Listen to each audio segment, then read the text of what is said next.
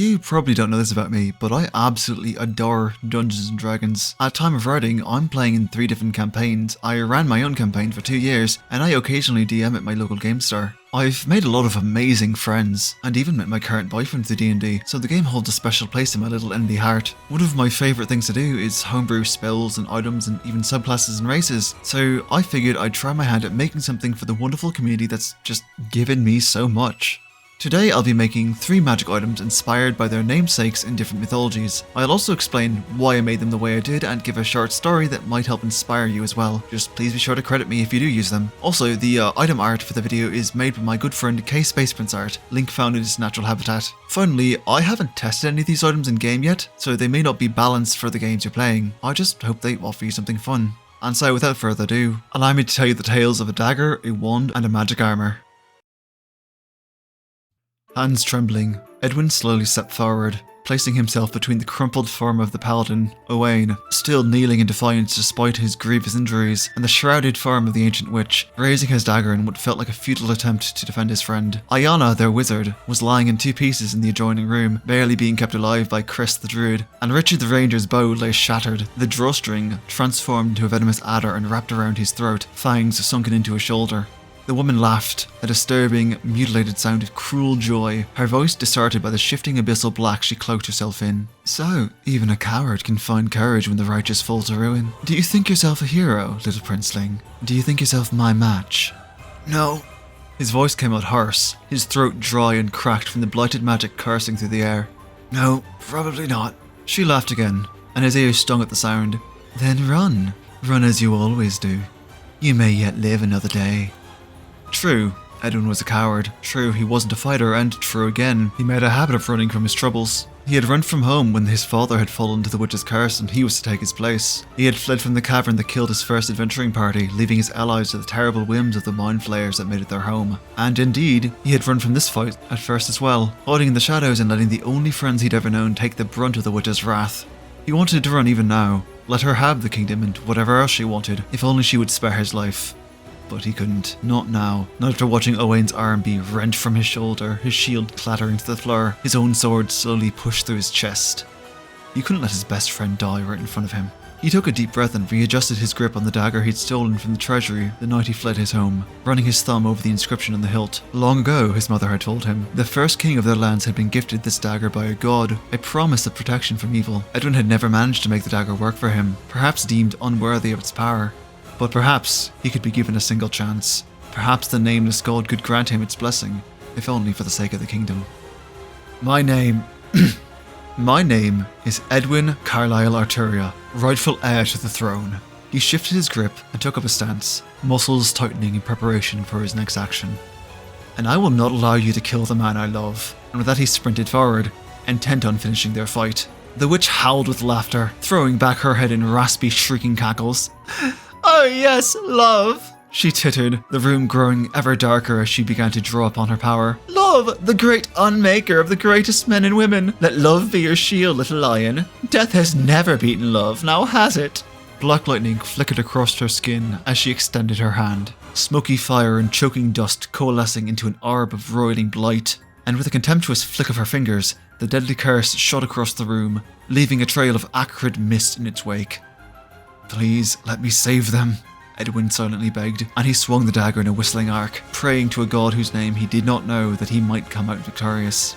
As weapon met spell, a flash of light filled the room and the curse began to unravel before the blade, noxious enchantment boiling away as white fire danced along the edge of the dagger, and when Edwin took his next step, he did so bathed in divine radiance, the choking darkness of the witch's magic burning from the air. She raised her hand in an attempted defense, but shock had dulled her reaction, and Edwin sank his weapon into her chest. Wisps of steam and curling flame spilled from the wound, and the woman began to decay before his very eyes, the fell magic that had kept her alive and empowered quickly burning away. How? Was all she could find the strength to ask as she fell apart into a pile of dissipating black sand. I guess I was worthy after all, he replied to the silently spilling dust, of Carnwennan's blessing. He could only hope it wasn't too late. Carnwennan is one of those names that shows up in popular media a bit, but most people don't really know much about it. Translated as Little White Hilt, Carnwennan is a dagger exclusive to the Welsh tellings of the Arthurian legends, and it's said to have been given to King Arthur by God, alongside his lance Ronhomiant, and Colidful, which is the Welsh name for Excalibur and kind of hard to say correctly. I made it a +3 dagger for those purposes, since it would be considered a powerfully divine weapon. The dagger is said to allow the user to cloak themselves in shadows, which is an almost one-to-one description for the spell Pass Without Trace, so I had to make that part of the kit. I also gave it the returning property, as it was one of the few things Arthur refused to give to Culhwch in the story of Culhwch and Olwen. Of course, the most interesting property that they gave the weapon is its innate counterspell and Mageslayer combination ability, which I dubbed Witch's Bane. Witch's Bane was inspired by the story of Arthur's slaying of Urdu, also known as the Very Black Witch, cutting her in half with a single throw of the dagger. I'm a huge counterspell fan, and I like the idea of changing the meta to allow dexterity-focused characters the chance to disrupt enemy spellcasters, since it would open up more options overall. That's why I made the ability check contingent on dexterity, since it would give rogues and rangers a good use of their reactions. I also wanted to give it something that wasn't just a straight damage buff, since doing that just feels kind of lazy for cool weapons like this. Finally, I know that in La Mort d'Arthur, Arthur uses his dagger to slay a giant, but that dagger isn't named, and there's no reason to connect the two, so I really couldn't justify adding giant slaying features to the weapon. I think Carnwennan is powerful enough as is, and any mid to high level party would enjoy having this weapon on their side. Gallia fought her urge to shudder as she spun the heavy elmwood staff in her hand, focusing her will to wield its power in full effect. The man kneeling before her in chains flinched as it flickered in his direction, though it never touched him. In truth, she almost pitied him. The criminal expected a crushing blow, but his punishment was to be far worse than that. When she first joined the Arbiters, the order of monks responsible for keeping the peace and dispensing justice in the kingdom of Don Shara, she hadn't expected to achieve such rank so quickly. But thanks to her hard work, dedication, and the chance to team up with that peculiar group of adventurers, Gallia was bestowed with the highest of honours, and she can finally make a real difference in the world. And it starts here, no matter how it might make her feel. Pale amethyst light began to fill the room, spilling from the runes carved into the golden rings clasping her staff, and she knew it was time. Slamming it on the ground, she spoke a command, voice ringing through the halls of arbitration. Gaius, Hall Handler, you have been found guilty of serial larceny, of destruction of property, and of perjury before the Court of Arbiters. It wasn't me, he sobbed, repeating his tired argument for what must have been the 30th time. I was framed. I'm a baker. I had no need for any of it. She ignored him. Your punishment has been decided, and justice demands satisfaction. A long vine of brilliant purple light shot from the tip of the staff, wrapping around his throat and silencing his pointless pleas for mercy. You will be banished to the wildlands, never to return upon penalty of death. By the Gambanteinn, I command you to leave the city. Take no provisions not given to you. Leave your old life behind. Begone, Gaius, and may fate's hand grant you all you deserve. With those words, the light flashed once more and abruptly faded, the vine wilting away until only its glowing imprint remained on his neck. A permanent enchantment that would automatically punish him should he ever attempt to break the gage now placed upon him. Gaius was escorted from the room by her fellow arbiters, and Gallia watched him with a furrowed brow. Yes, justice had been served, and the kingdom would surely be safer for it. So why couldn't she shake the feeling something was wrong? Giving a silent salute to the Grand Arbiter, Gallia hurried from the room, desperate to get away from the tool they had bestowed upon her. Things were going to be okay. This was for the best. It had to be. She didn't know what she would do if it wasn't. The Gambanteinn is unique amongst the 3 items on this list, in that it's the only non-unique object, holding the status of very rare instead of legendary. See, Gambanteinn simply translates to magic wand, and the name appears in 2 different poems of the Poetic Edda. The first is in Harbarthstioth, where a giant gave it to Harbarthur as a gift, and the second is in Skirnismal, and that's where we learn the most about it. In Skirnismal, Skirnir threatens the Jotun Gerd and claims that hitting her with it will force her to follow his will. He also implies it's something that can be found in the woods, which is what inspired its branch-like design. Based on what it's claimed to be able to do, I decided to make it similar to a Staff of Power, hence its bonus to attack, damage and spell attack rolls, but I also decided it made sense to make it centre more around mental magic, hence access to Geish and Charm and Dominate Person. Also, yes, the spell is actually pronounced Geish. It made sense to me that it would be a powerful but replicable magic staff, and honestly the resistances just come from the fact that I recently played Bloodstained and it upped your magic resistance in that game. A powerful item to be sure, but the least interesting for me on this list.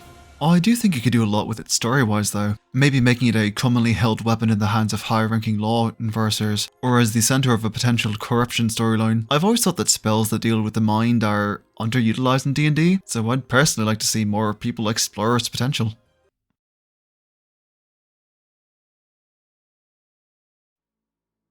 Shams hummed thoughtfully around the jam cookie that they held in their mouth as they sat on the edge of the cliff, staring out over the crashing waves of the sea down below as they busied their hands tying back their long auburn hair. It was the last, and admittedly very stale, of the small batch the old woman had made for them almost a week ago as thanks for rescuing her granddaughter from a vampire that had taken up residence in the nearby forest. Shams had rejected her first offer of coin and principal. They were a paladin after all, such things are their sworn duty. But they couldn't resist the offer of homemade sweets. Finally satisfied with their work, Shams took a bite proper from the old pastry and just barely managed to catch it as it cracked and fell apart, heroically saving the crumbling remains from falling down into the darkening waters of the sea.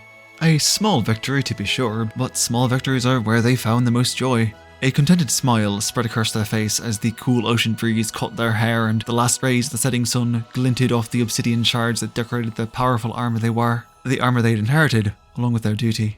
It had saved their life many times, the Babr-e Bayan, and they found courage in the peculiar orange scales and the almost living warmth it provided. It reminded them of home, of the stories their grandfather used to tell, stories of the great heroes of the family and the many lives they saved. Shams couldn't help but wonder if they'd managed to live up to that legacy, if they were doing enough to even start to be considered worthy of the great armour they'd been granted. They stuffed the rest of the cookie into their mouth and they looked back behind them, back to where their friends sat at the campfire, where the sorcerer and bard were belting lewd songs at the top of their lungs, where the wizard tried and failed to focus on deciphering that old, dusty scroll they'd taken from a vampire, and where the druid sat by the fire, slowly roasting the fish they'd managed to catch while setting up camp. Shams grinned and jumped up, hurrying back to their friends. It probably didn't matter if they were worthy of the armour just yet. Who decided that anyway? And what did it matter when they had so much more time to enjoy as they proved themselves in the end? The Babr-e Bayan, also known as the Palangina, and I think I'm saying those right, was a suit owned by the legendary Iranian hero and paladin Rustam. The suit was said to be invulnerable to fire and water and weapons, and in some tellings it was apparently dark and hairy, as it was potentially made from a leopard, though the etymology seems to contradict this, as the name could potentially refer to tiger skin, or it could have been named after the dragon Rustam killed when he was 13 years old, as some sources say it lived in the sea and only came out once a week, and he killed it and made himself a suit from its skin. Since this is Dungeons & Dragons, I decided to go with the dragon version of the telling, and I added obsidian for 2 reasons. Because obsidian is said to protect against negative energy, and because it would just look really cool. Obviously I couldn't make an armour that just outright gave 3 forms of immunity, but resistance and a bonus to saving throws seemed like a fairly good compromise. I chose force because water doesn't really have a damage type in 5e, and I've always been of the opinion that water should do force damage. Finally, I added the 3-layer feature to give it a unique ability with good potential for consequences, and I based it off the fact that the Babr-e Bayan was actually said to be the 3rd layer of Rustam's defences, with the first 2 being more mundane. Overall, I like how it turned out, and it was fun learning about an Iranian hero for a change. It's an interesting mythology, and I honestly recommend people look into it. So, yeah, that should do it for this homebrew video. I hope you enjoyed it, and I hope you get the chance to try them out in the future. Please remember to give Kayspaceprinceart your attention, and if you liked this video, please leave a like and subscribe because it does really help the channel. And I plan to make more like this sometime in the future. I'm currently plotting out some homebrewed monsters actually, so that's something to look forward to. I hope you have a fantastic day, and I'll see you for the next video. Bye!